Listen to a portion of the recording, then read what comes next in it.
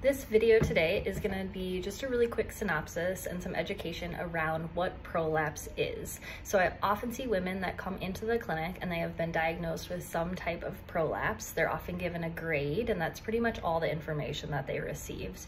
A lot of people will Google it before they come in, and that can be a really scary thing. A lot of the talk about prolapse is really negative. Some of the images are really scary, and going down that rabbit hole can really increase your anxiety around your prolapse and make you not want to do anything. So this is just going to be a really quick video on what is prolapse and understanding it. So what it is a descent or a drop down of one of your pelvic organs, so often your bladder or your rectum. And what happens is those organs drop or descend a little bit, and they can push on your vaginal walls, so your anterior or posterior wall.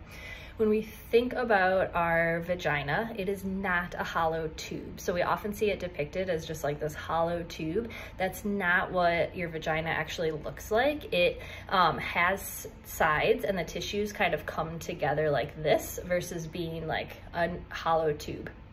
So if you imagine your bladder sitting here, and if it kind of descends a little bit, it can push on your vaginal wall and can cause some descent of your vaginal wall.